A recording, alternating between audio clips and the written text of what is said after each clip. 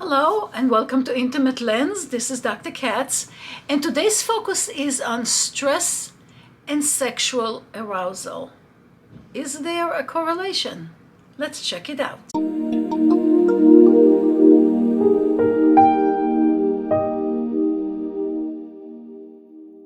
Does stress affect sexual interest, interaction, performance? And does it differ between males and females? The categorical answer is yes. Stress affects sexuality. But there is a bit of a difference. Well, it takes a lot of stress for the male to have their sexual interest or performance affected. It takes nothing but a fleeting thought that is negative, a little bit of a disturbance in the head, a little bit of upsetment, and the woman may be totally out of the sexual loop. It may be that she cannot get aroused at all. It may be that she can get aroused but cannot climax.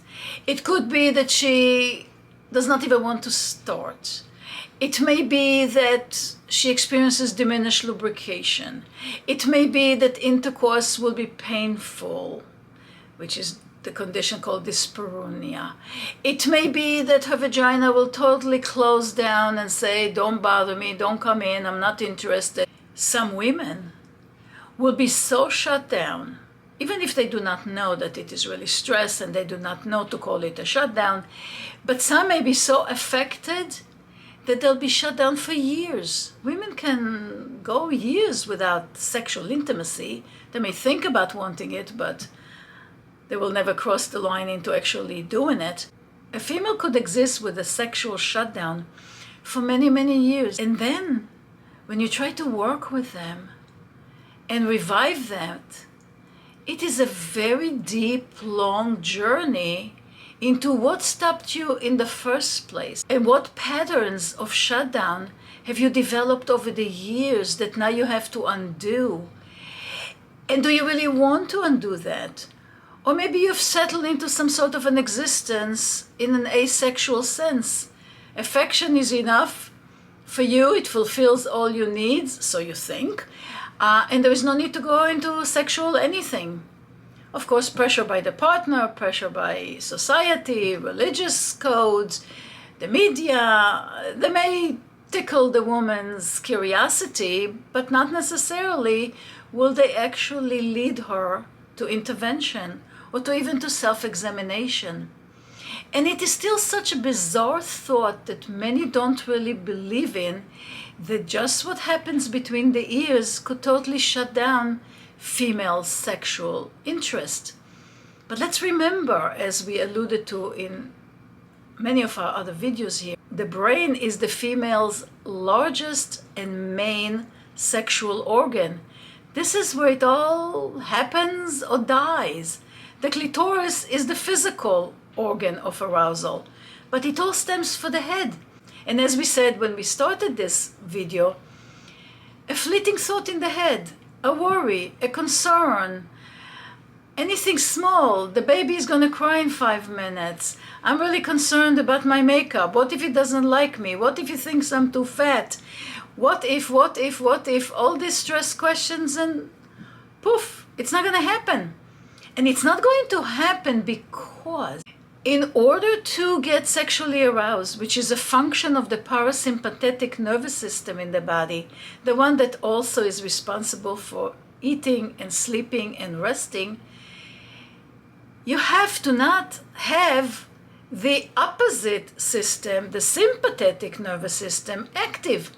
The sympathetic nervous system is the one responsible for the fight or flight response. This is the being on guard and fighting and taking care of stressors. And if one is activated, the other one does not.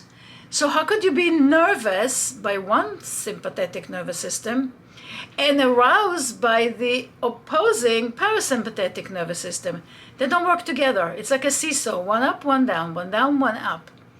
So there is even a physiological explanation to it, not just an emotional explanation. So how does one mitigate that?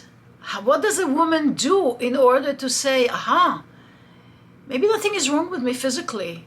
And more so if every doctor told me nothing is wrong with me, it's all in my head.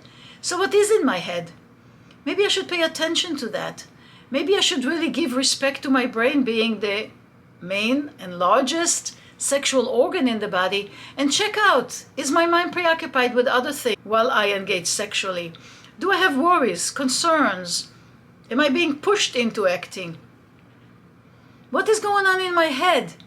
Because a mind that cannot be shut down and totally sent off on vacation while I engage sexually is not going to lead me to a sexual journey that is positive.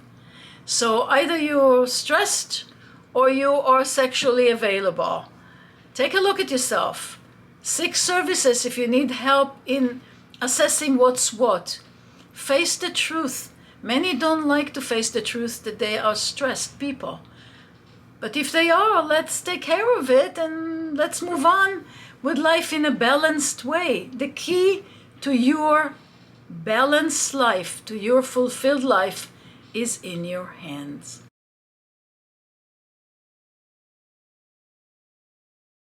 Hopefully you'll learn something new. Share, subscribe, let us know if you have any questions, and see you next time.